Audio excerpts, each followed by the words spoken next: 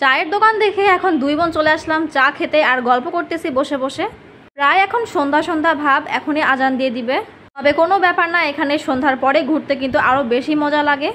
ঘুরতেছি ফিরতেছি আর যত সন্ধ্যা হচ্ছে তত লোকজন বাড়তেছে মনে হচ্ছে। মানে ঢাকায় মানুষজন রাতেই বেশি বের হয়, কারণ সকালে অনেক বেশি রোদ হয়। আমাদের এলাকায় তো সন্ধ্যার পর বের হওয়াই যায় না, কিন্তু ঢাকাইতে তেমন কিছুই মনে হচ্ছে না। আর তার উপর বাইরে এত সুন্দর বাতাস হচ্ছে যে কি বলবো। তোমরা আমার চুল দেখেই বুঝতে পারতেছো চুল কি সুন্দর উঠতেছিল। এখানে বোতল দেখে একটু উড়াচ্ছিলাম বোতলকে আমি। বলা হয় এখানে নাকি মেজর জিয়াউর রহমানের কবর আছে। যাই হোক, আমি সঠিক জানি না, জাস্ট যেটা আমি শুনছি ওইটাই বলছি। এই এরিয়াটা কিন্তু অনেক বড়, আমি একদম ঘুরে ঘুরে দেখতেছি আর আমার কাছে বেশ অবাক লাগতেছে। আমি প্রচুর ক্লান্ত, কিন্তু তাও দেখো কিরকম করে হাসতেছি। আর তারপর ভিতর থেকে বের হয়ে এখন খাচ্ছি আমরা আইসক্রিম। কাঁচা আমের এই ফ্লেভারটা আমার কাছে অনেক বেশি ভালো লাগছে। অবশ্য আমার আইসক্রিম খাওয়ার নিষেধ ছিল, তাও আমি খাচ্ছি হিহিহি। তারপর আইসক্রিম খাচ্ছি আর দুই বোন হাঁটতেছি, দেখো কি পরিমাণে ভিড় এখানে। তারপর বাইরে বের হয়ে এখন খাবো আমরা মোমো। আমাদের এলাকায় মোমো আমি অনেকবারই খাইছি, তবে ঢাকার মোমো আজকে আমি ফার্স্ট টাইম ট্রাই করতেছি।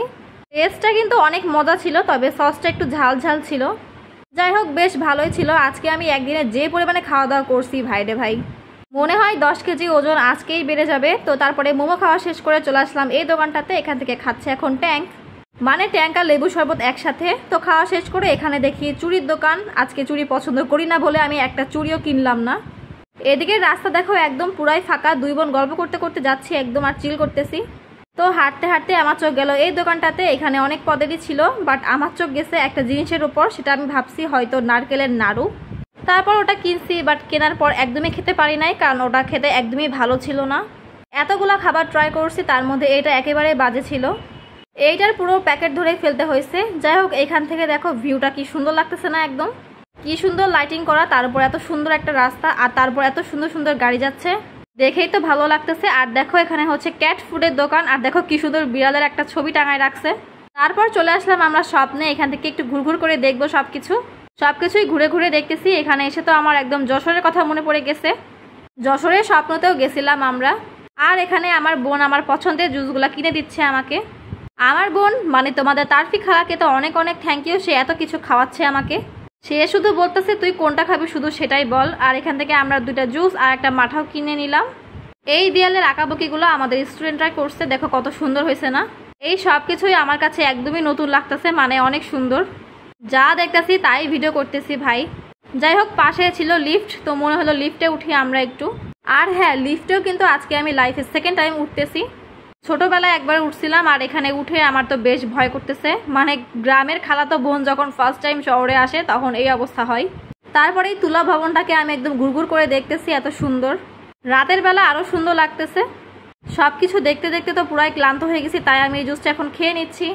ওই দেখো ট্রেন যাচ্ছে, ট্রেন দেখে তো আমি একদম খুশি হয়ে গেছি।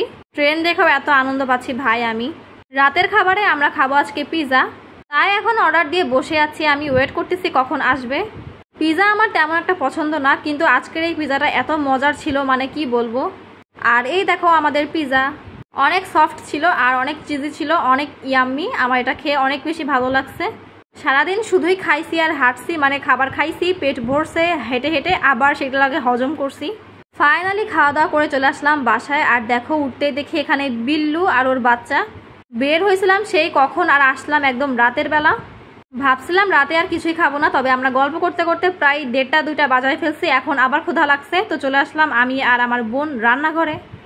আর এখন আমরা খাবো আমার বোনের সেই একদম চুট করে রান্না করা সেই নুডলস। বেশি কিছুই না, জাস্ট পানি গরম করে ওর মধ্যে নুডলস ছেড়ে দিতে হবে, অ্যান্ড তারপরে নুডলসে যে মশলা আছে সেটাও দিয়ে দিতে হবে। তো সুন্দর করে এরকম করে ফুটিয়ে তারপর সস দিয়ে ইয়াম ইয়াম করে খেয়ে ফেলতে হবে। তো এখন আমরা খাবো। তো যাই হোক, আজকে ছিল এই সারাদিনের ব্লগ। সারাদিন অনেক ঘুরছি, তাই এই ব্লগটাকে আমি 2 ভাগে ভাগ করে দিছি। তো যাই হোক, আজকের মতো একটু ভালো থাকো, সুস্থ থাকো, সবাইকে আল্লাহ হাফেজ।